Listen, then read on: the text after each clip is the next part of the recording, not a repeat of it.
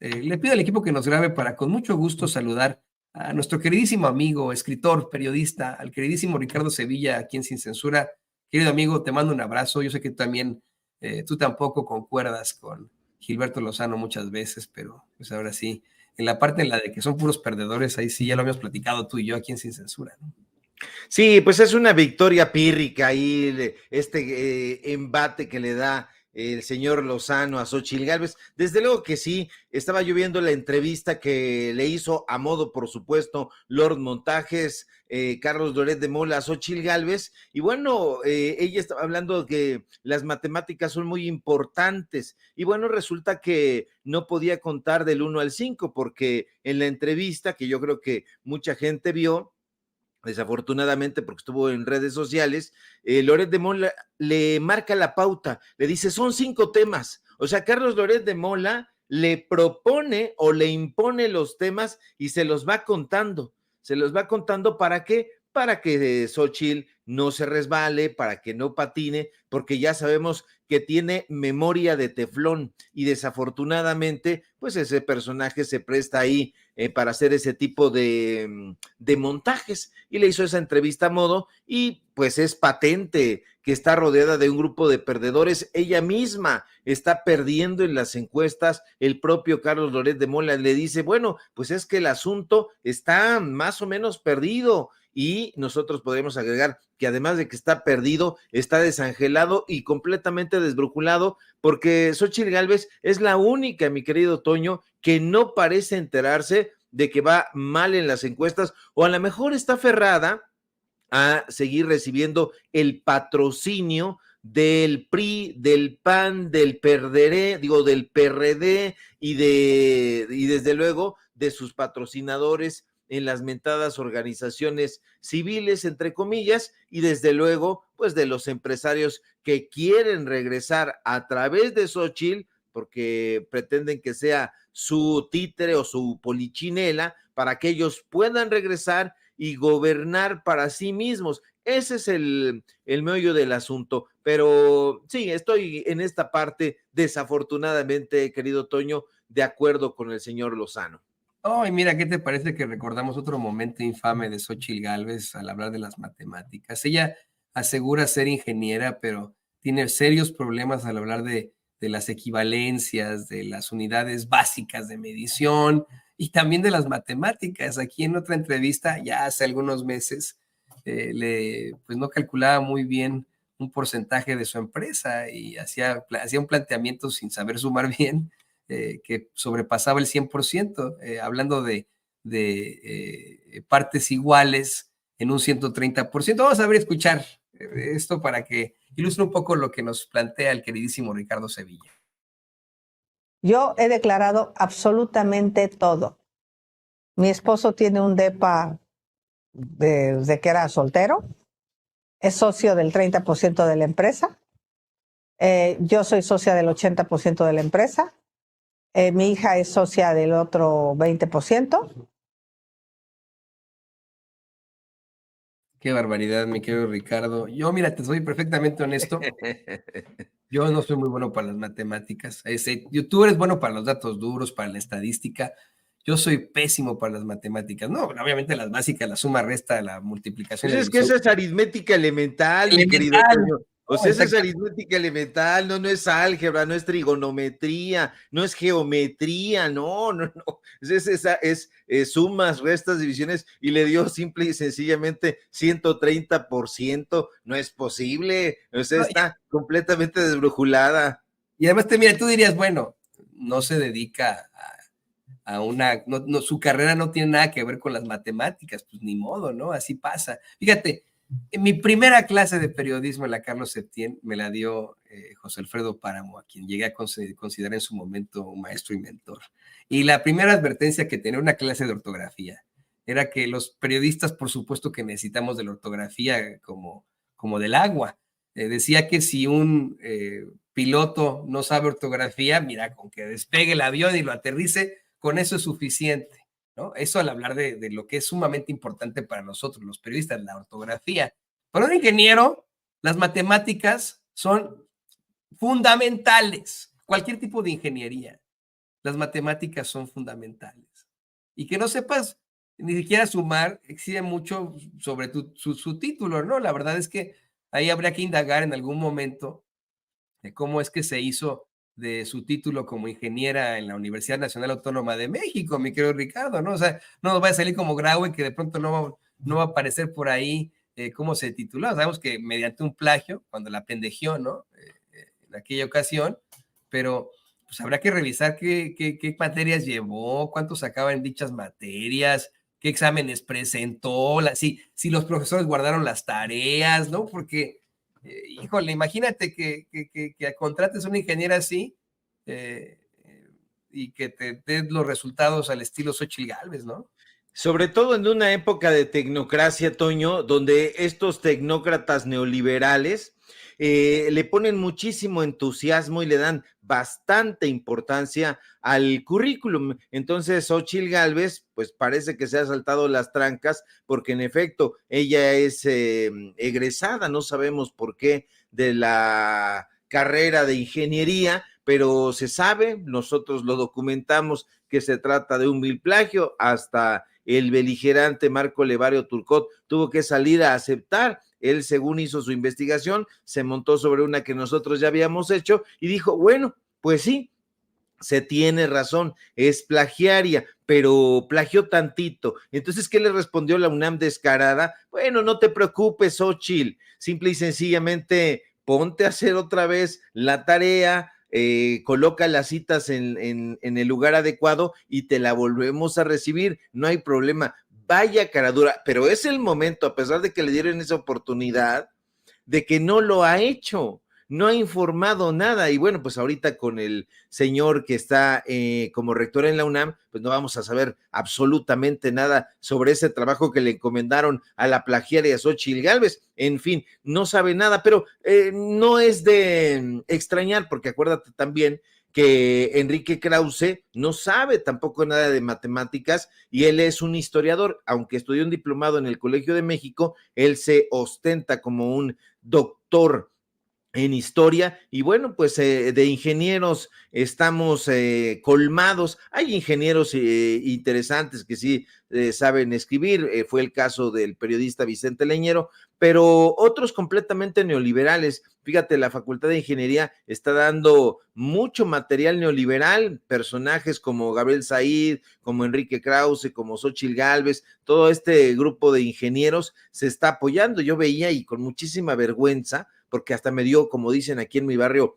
pena ajena, que Enrique Krause, con esos doctorados que se jacta tener en México y honoris causa en España, etcétera, pues esté retuiteando a una persona que tiene una memoria que da grima, que da vergüenza, que es Xochitl Gálvez. Entonces, muy dura debe ser el hambre ahí en la calle de Chilaque, donde se encuentran las instalaciones de la revista Letras Libres, porque defender algo que, como se dice popularmente, resulta indefendible, debe ser muy vergonzante para el ingeniero en fraudes y fake news. Mira, se vale a veces que uno repruebe para que pueda aprender. Ese es el punto de reprobar, de los extraordinarios. No sé si alguna vez te contaron que precisamente hay un libro de cabecera para los médicos de anatomía, el Quirós, ¿no? El del doctor Fernando Quirós, que era al que le apodaban el burro Quirós, ¿no? Él también era alumno egresado del UNAM, que eso cuenta la leyenda, ¿no? Reprobó tantas veces anatomía que se convirtió en el más versado en anatomía, tanto que pudo escribir 3 tomos de este libro, no sé cómo se llamaba el tratado, Anatomía Humana, así se llama, y que es un libro de cabecera para todos los médicos en México, ¿no? O sea, al menos ese es el chiste, ¿no? Que aprendas algo, pero si de pronto reprobaron a Xochitl varias veces, nos estamos dando cuenta que no aprendió nada de su carrera, ¿no? Pero bueno, pues ahí que quede esta circunstancia. ¿Qué te parece que vamos a hablar precisamente de los que fingen? Y le pido al equipo que nos grabe. Hoy el presidente López Obrador hizo un planteamiento muy duro sobre quien fuera miembro de su gabinete, la extitular de la Comisión Nacional de Búsqueda de Personas Desaparecidas en México. A ver si tiene por ahí donde había el clip 21, porque le hace una serie de señalamientos el reportero, bueno, el periodista Ernesto Ledesma al presidente acerca de estas afirmaciones que hizo sobre el Centro PROD, en el caso Ayotzinapa, le cuestiona que por qué no llamó a sus integrantes a responder sus dudas de manera directa y evitar la confusión o animadversión tanto del Centro PROD como el de Carla Quintana, y el presidente hace una respuesta muy dura. Yo le voy a pedir a don David que se adelante un poquitito para que vayamos a la parte directa y no perdamos más tiempo. Unos 2-3 minutitos, a 3 minutos, don David, porque el presidente habla de cómo es que efectivamente se trató de una simulación, porque hay grupos de la llamada sociedad civil que durante el periodo neoliberal, vaya, que actuaron como complacientes con el régimen autoritario. A ver si lo podemos poner a partir de lo que plantea el presidente López Obrador, don David, ya sin la pregunta para que no nos vayamos con más rodeos. Y la declaración que hace sobre Carla Quintana es durísima. Le llama a progre buena ondita. Vamos a ver y escuchar. La decisión, la voluntad de hacer justicia y sin tener pruebas, incluso prestándose a estrategias de la derecha, del conservadurismo, en contra de nosotros y del pueblo. A ver, vamos por partes, los dos casos. Primero lo de la señora Carla. Carla Quintana. Sí. Se va de aquí porque desde que está en gobernación empieza a declarar que hay 126,000 desaparecidos, siendo ella la responsable,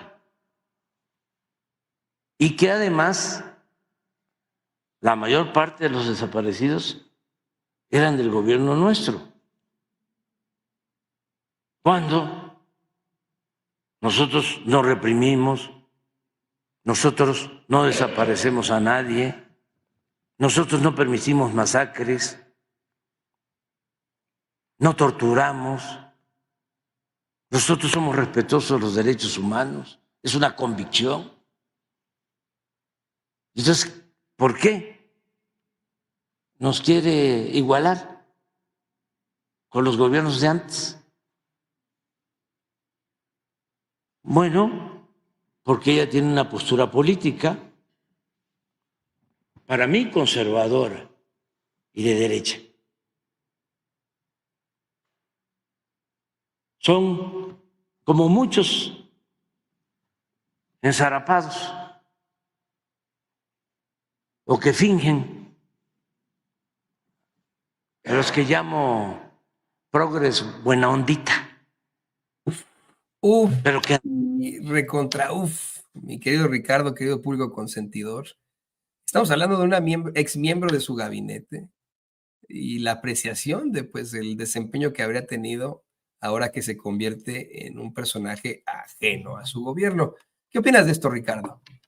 Pues yo opino muy duramente, mi querido Toño, perdón. Fíjate que a mí me llama mucho la atención de entrada que el periodismo haya quedado a un lado y que este personaje, el señor Ledesma, conocido restaurantero, a mí me parece muy bien que se vaya diversificando. Me parece que no es ningún problema que la gente haga tal o cual cosa con tal de sacar adelante su trabajo. Nosotros mismos nos dedicamos a escribir guiones, nos dedicamos a escribir un montón de cosas con tal de alentar nuestra pasión, que es precisamente el periodismo en concreto de investigación. Pero me llama la atención que eso haya quedado a un lado y que este personaje haya decidido funcionar como un cabildero de una asociación civil vinculada a una asociación religiosa que está en el listado de las donatarias autorizadas por la Secretaría de Hacienda y Crédito Público. Así de sencillo, así de llano. Hay intereses, por supuesto que hay intereses, y se tiene que estudiar a la Compañía de Jesús, pero históricamente, para que nos vayamos dando cuenta de qué se trata el asunto. No voy a decir nada sobre la Compañía de Jesús, solamente le voy a recomendar el poema de Francisco de Quevedo, los varios poemas que le dedicó a la Compañía de Jesús, en fin, y lo que opinaba Octavio Paz también sobre la Compañía de Jesús. Eso aparte, mi querido Toño, yo creo que no nos debemos hacer tontos, no nos debemos hacer guajes, porque la mentada sociedad civil es una creación engendrada por el neoliberalismo. No es que haya sido a partir del neoliberalismo que estos señores y señoras de la sociedad civil, entre comillas, hayan salido a flote. No, fueron una creación, un engendro del neoliberalismo. Ellos, los políticos neoliberales, fueron los encargados de crear estas asociaciones civiles, estas sociedades civiles y otras instituciones, llamemos anómalas, para disque beneficiar a los grupos vulnerables, cuando en realidad su objetivo era beneficiar a los grupos de poder y trastocar las facultades de los órganos tradicionales del Estado mexicano. ¿Y cuáles son esos órganos tradicionales? Me preguntará usted, y yo estoy muy dispuesto a compartir esto que sabemos. Bueno, los órganos autónomos son órganos autónomos constitucionales, existen en el Estado mexicano. Ahora, esos órganos autónomos tienen apenas 30 años, Toño. La mayoría de ellos se fundó en la década de 1990. En esa década, aquí en México, aquí en este país, se crearon numerosos órganos autónomos y fueron elevados a rango constitucional, y apenas creado, rápidamente comenzaron a ejercer funciones de muchísima relevancia, hay que decirlo, dentro del gobierno. Usted sabe cuáles son esos órganos autónomos. Le doy algunos que usted conoce perfectamente: el INEGI, la mentada Comisión Federal de Competencia Económica, la COFESE, el Instituto Federal de Telecomunicaciones, el IFT, en donde estuvo en algún momento inmiscuido Molinar Orcasitas y uno de sus achichincles, el Instituto Nacional de Evaluación de la Educación, mentado, el Coneval, el mentado INAI, la Fiscalía General de la República. Son órganos, llamémosle, autónomos, entre comillas, pero da la casualidad, la funesta casualidad, de que esos órganos autónomos han declarado no darse abasto en sus tareas, y entonces han recurrido a la creación de nuevos órganos que la mayoría de veces guardan vínculos muy estrechos con la política y con el empresariado. El neoliberalismo fue experto en decir que el Estado mexicano no podía atender concienzudamente y eficazmente ciertos temas, y entonces es cuando comienzan a fundarse diferentes organizaciones civiles, como ahora estas que conocemos, para hacerse cargo de esos temas por incompetencia del gobierno neoliberal. Lo curioso, lo paradójico es que esas organizaciones que hoy se desgañitan diciendo que son autónomas y que están conformadas, usted lo sabe, por personajes que no tienen ninguna independencia moral y ninguna independencia económica, lo cierto es que esencialmente dependen de los dispendios económicos que les brinda el propio Estado mexicano. Es decir, las organizaciones aseguran hacerse cargo de tareas que el Estado ha dejado de realizar por una u otra razón, pero al final resultan subsidiadas, financiadas, mantenidas por el propio Estado. Hace 3 años, en 2020, porque me propuse, y aquí tengo la computadora abajo, para que vea usted que yo no tengo prompter ni nada, aquí tengo mi computadora, pero estaba yo buscando los datos duros, y hace 3 años, en 2020, había 33 organizaciones civiles por cada 100,000 habitantes. Y de acuerdo con el Registro Federal de las Organizaciones de la Sociedad Civil en México, en este país, Toño, hay más de 39,000 asociaciones. Pero eso no es todo, porque todo fuera como eso, dirían aquí en mi barrio. El gran problema es que la mayoría de esas asociaciones recibe o busca denodadamente dispendio del gobierno.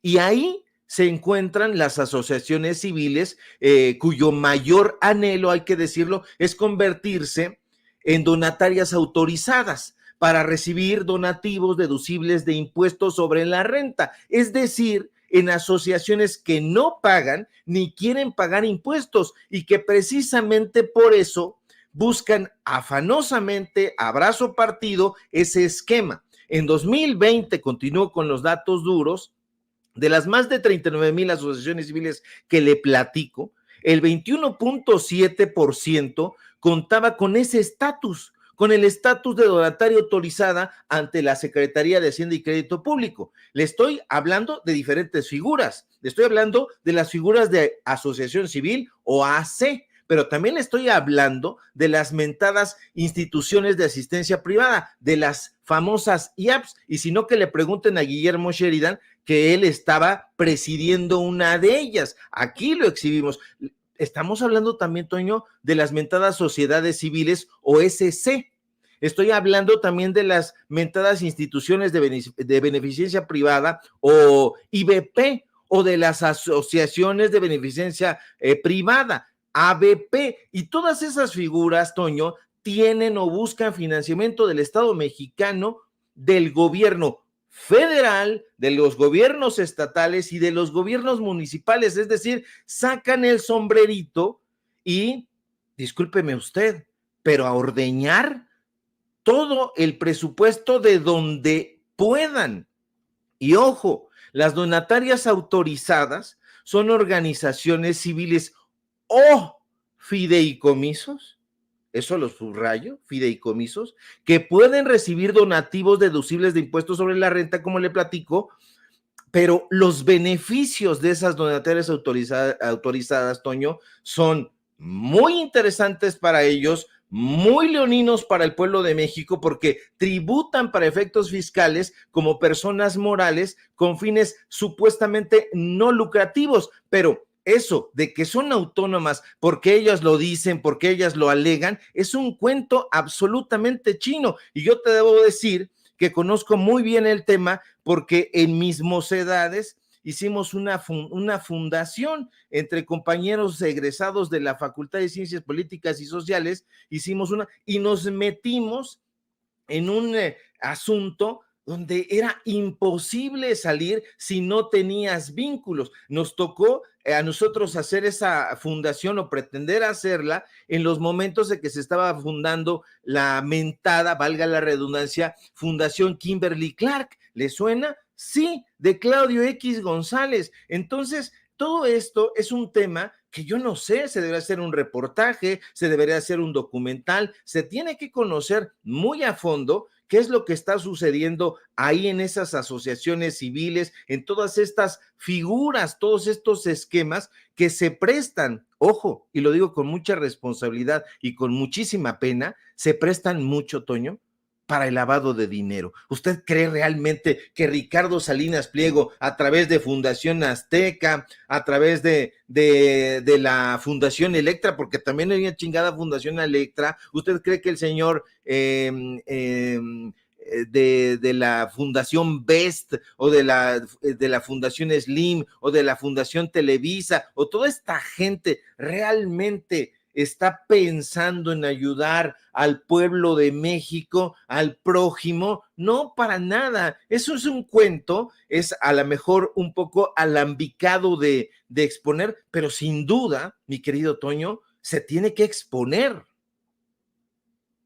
No, y sabes que la verdad es que utilizan siempre la cara de las organizaciones civiles, porque hay sí verdaderos organismos que sirven a la gente, que verdaderamente son independientes, que hoy, por ejemplo, están luchando por los intereses y los derechos civiles de todos los habitantes del mundo. Ahí está Amnistía Internacional, Human Rights Watch, Médicos Sin Fronteras, y estos infames, ¿no? Se inventan sus nombres acá y quieren salir a decir que son las grandes organizaciones. Y tienes toda la razón. Efectivamente, muchos hasta lavan dinero, tienen negocios muy cuestionables, se organizan con personajes también muy cuestionables de la política, ¿no? O sea, Tendrán que, en todo caso, mostrarnos su verdadero rostro. Y mira, le voy a pedir al equipo que nos grabe, querido Ricardo, para también darle la bienvenida a nuestro queridísimo Vicente Serrano, a quien le mando un abrazo, mi cariño, y que pues obviamente ya se quiere integrar esta mesa de análisis.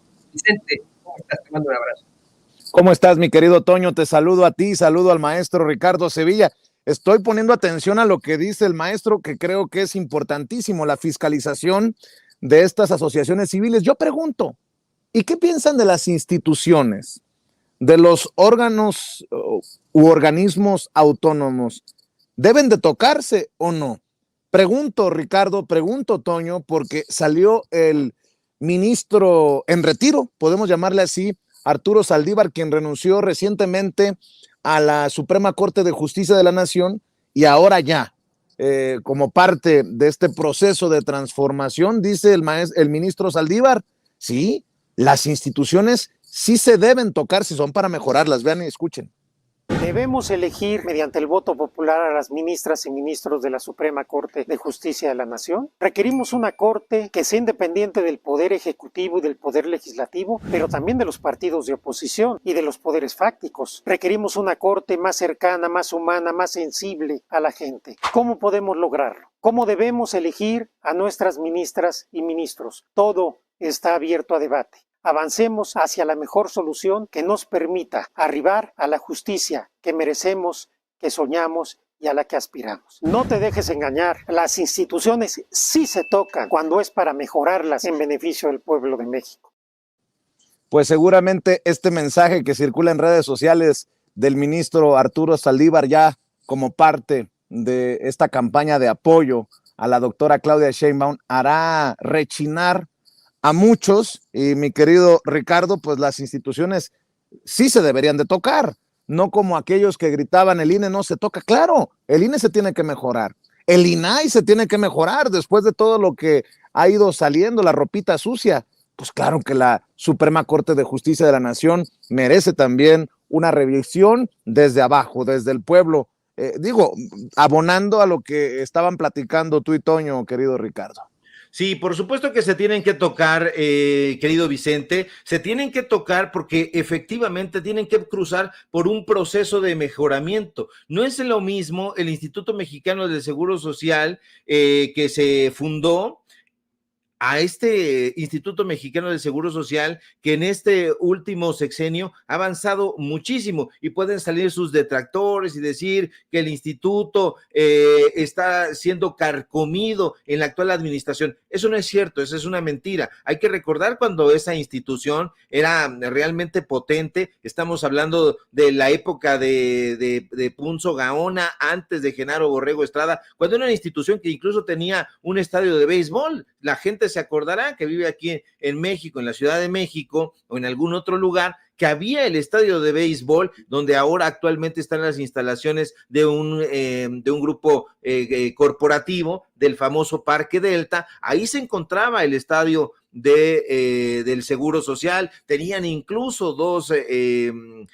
equipos de fútbol, el Atlante, el Huastepec. En fin, había una riqueza que los gobiernos priistas, a partir de Genaro Borrego Estrada, empiezan a carcomerse. Entonces, definitivamente sí hay que entrar y a fondo, hasta el subsuelo, en las instituciones. ¿Por qué? Porque si no lo hacemos, o si no se hace, se va a dar la posibilidad a que sigan esas polillas carcomiendo las estructuras de esas instituciones, y en lugar de mejorarlas, de vigorizarlas, las van a ir socavando, que es precisamente lo que han venido haciendo. O sea, hay que preguntarle al presidente López Obrador, e incluso ni siquiera se necesita la pregunta, porque él lo ha expuesto de esa manera. Cuando llegó, o sea, la presidencia estaba prácticamente así abandonada, no hubo una entrega, las diferentes direcciones de comunicación social, las direcciones de donde alquilaban todo este asunto de las redes sociales, etcétera, etcétera, ni siquiera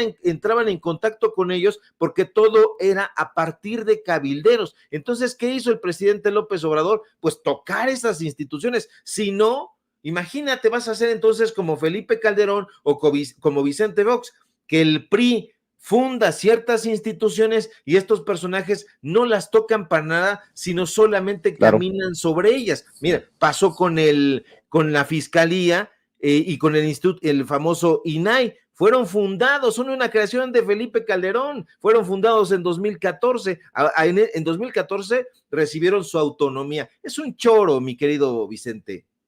Pero vamos a ser sinceros, ¿quiénes nos creemos nosotros, Ricardo Sevilla? Si hay pensadores que hacen un análisis profundo de lo que dice, por ejemplo, el ministro Saldívar, me refiero a pensadores, nótese mi sarcasmo, como Javier Lozano, el saco de pus, que en un análisis profundo de este mensaje que le acabo de proyectar y que acabo de poner en la mesa de diálogo de Sin Censura, escribe profundamente, mi querido don David, chinga a tu madre, le pone Javier Lozano a Arturo Saldívar, que dice en TikTok que las instituciones sí se tocan. Andan alebrestados, anda la perra brava, como digo yo, mi querido Ricardo Sevilla, y más se van a poner bravos cuando vean los análisis de personajes como Sergio Sarmiento, solo como ejemplo, Sergio Sarmiento, quien no es el más López Obradorista de los analistas, de los comentaristas, de los comunicadores, ni tampoco el más Sheinbaumista, si me permiten la expresión. Échalo, David. Contigo, Sergio. Bueno, y vamos a hacerlo, lo voy a hacer lo más rápido que puedo. Para mí el personaje del año es Claudia Sheinbaum. ¿Por qué? Porque se abrió camino en circunstancias muy complicadas, se convirtió no solamente en la primera mujer en realmente tener posibilidades de llegar a la presidencia de la República, lo hizo, como lo he dicho muchas veces, por méritos propios, y además creo que ha hecho muy buen trabajo de consolidar esta candidatura. Entiendo que puede ser presidenta de la República y quizás haya que repetirla el año que viene, pero para mí este año el personaje del año nacional es Claudia Sheinbaum. ¿Denise? No voy a repetir, la traía también, pero para no repetir, a mí me parece que ocurrieron dos cosas muy interesantes. Fuera de la política, creo que dos personajes llamaron mucho la atención, Checo Pérez en deportes y este personaje Wendy Guevara, que obtuvo 66 millones. Iba bien Denise Merker, pero terminó con la casa de los babosos. Hablando de Sergio Mayer ayer y ahora poniendo a Wendy Guevara como personaje de año, pero bueno, en tercerle grado, mi querido Ricardo, determinan que Claudia Sheinbaum es la personaje del año. Digo, eso también va a encabronar a más de uno y andará mentando madres el saco de pus como ya lo exhibíamos.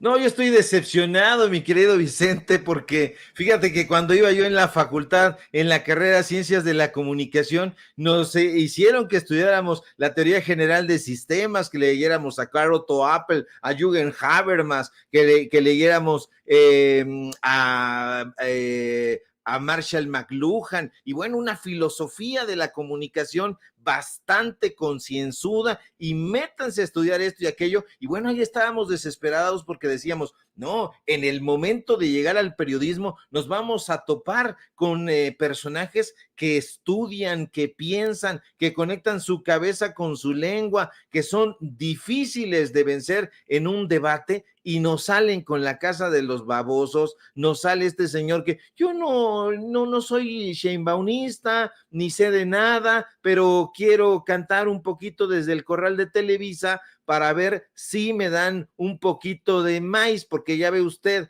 que López Obrador me tuvo castigado, a ver si pega con Claudia Sheinbaum, porque esa es la idea, en realidad, no hay ningún sustento. Este señor lo único que quiere es, como Sergio Mayer, ganar puntos, y dice, bueno, voy a tratar de congraciarme con la que yo considero que va a ser la próxima presidenta de México, a ver si hay algún pequeño monumento ahí que pueda darme o que pueda acercarme. Estos personajes siempre traen algo de por medio y no me parecen en ningún momento sinceros, mi querido Vicente.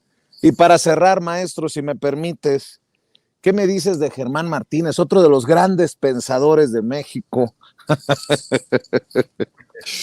Que dice que ya valió madre la cuarta transformación porque como tenemos problemas de seguridad o que los niveles de inseguridad están muy altos y López Obrador no ha podido con el paquete, el cochinero que le dejaron el amigo de Germán Martínez, Felipe Calderón, no pudo con el desmadre que dejó Enrique Peña Nieto. La cuarta transformación se cancela.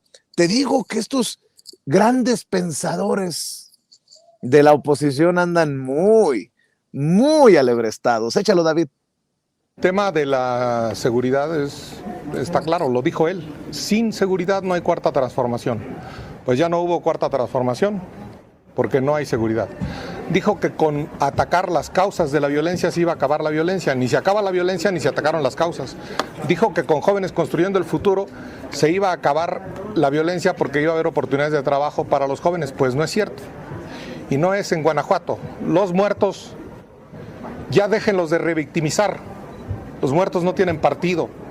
Ya, por favor. Los muertos son de Lagos de Moreno, de San José de Gracia, Michoacán, ahora los de Salvatierra, antes unos estudiantes de medicina en Celaya, antes un regidor en Salvatierra. La verdad es que da pena escuchar excusas para no devolverle el miedo a los criminales. López Obrador y Morena traen de fiesta a los criminales en este país. ¿Por qué? Porque les dan abrazos. ¿Por qué? Porque han dejado a los soldados y al ejército inerme.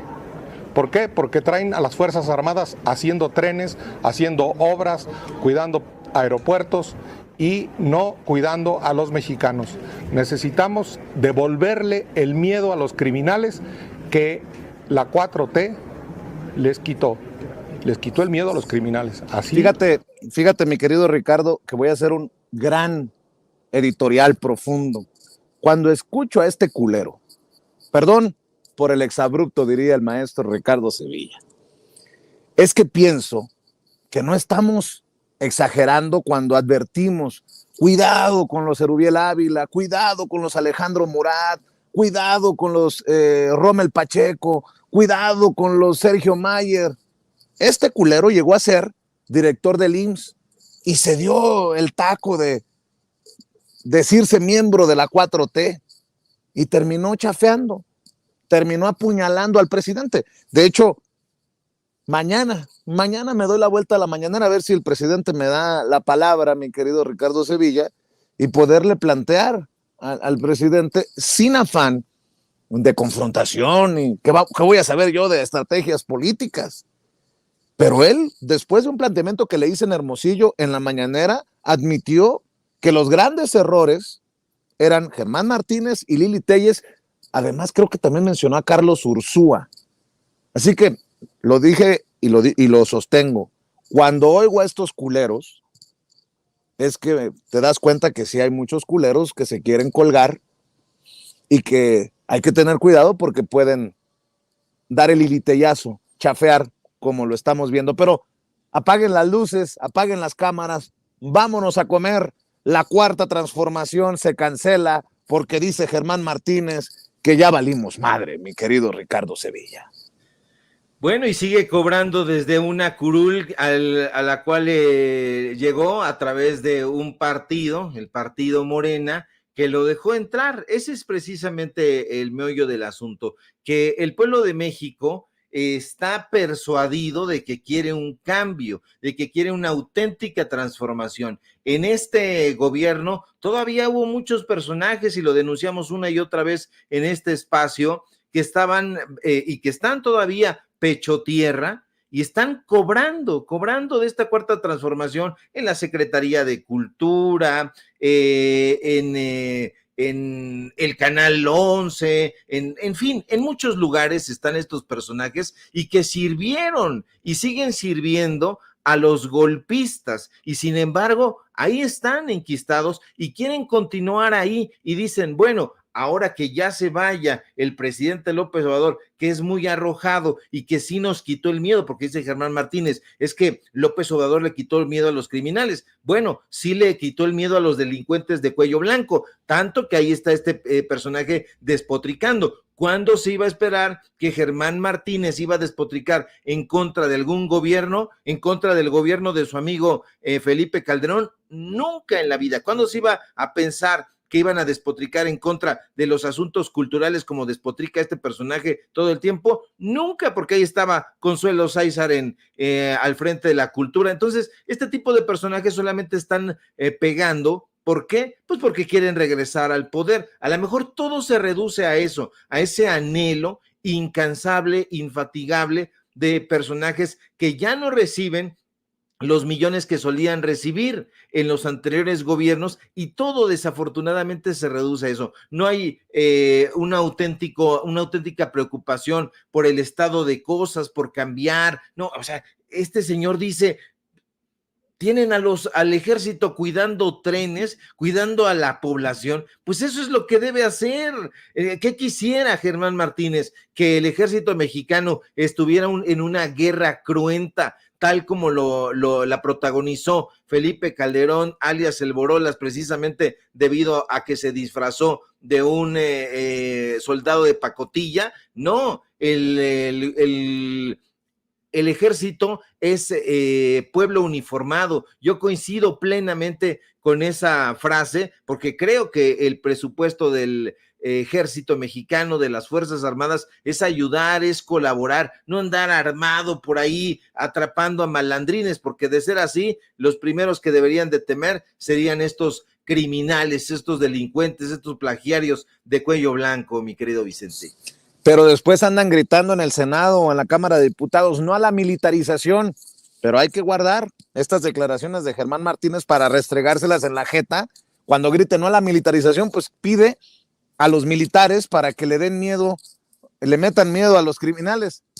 Ningún chile les embona, diría el filósofo copetón del sexenio pasado, mi querido Ricardo Sevilla. Pero bueno, maestro, ¿por qué no cerramos aquí? Invitando a la audiencia de Sin Censura, a tus trincheras, que estén al pendiente de tus hilos en X, salvo que tú quieras agregar otra cosa. La invitación de todos los días, maestro. Sí, claro que sí, mi querido Vicente, pues justo eso, que nos sigan en nuestras redes sociales para que vean el periodismo independiente, real y auténticamente independiente que se está haciendo en las redes sociales. Ahí está el futuro, pero si no, pregúntenle a los youtuberos que se jactan ahora de no serlo, como López Dóriga está transmitiendo ahí en su canal, o el propio Loret, que también es un youtubero. Tanto hablan de los youtuberos que ellos mismos son youtuberos y no se dan cuenta, tan mensos están. En fin, síganos por favor en nuestras redes sociales, síganme por favor en X, @Sevilla Crítico, en Facebook, Ricardo Sevilla, y nada más. Síganme por favor en Paralelo 24, en los datos duros. Hoy tenemos informativo en punto de las 8:30, y por supuesto aquí en La Familia Sin Censura, donde somos orgullosa y arrojadamente miembros. Te mando un fuerte abrazo, querido Vicente, y estamos pendientes a la información. Nomás no te andes peleando en redes sociales, después te cuento por qué te advierto, mi querido Ricardo Sevilla, porque luego se exhibe uno muy gacho. Pero bueno, te mando un abrazo, Ricardo. Cuídate, el maestro Ricardo Sevilla hablando con nosotros sin censura.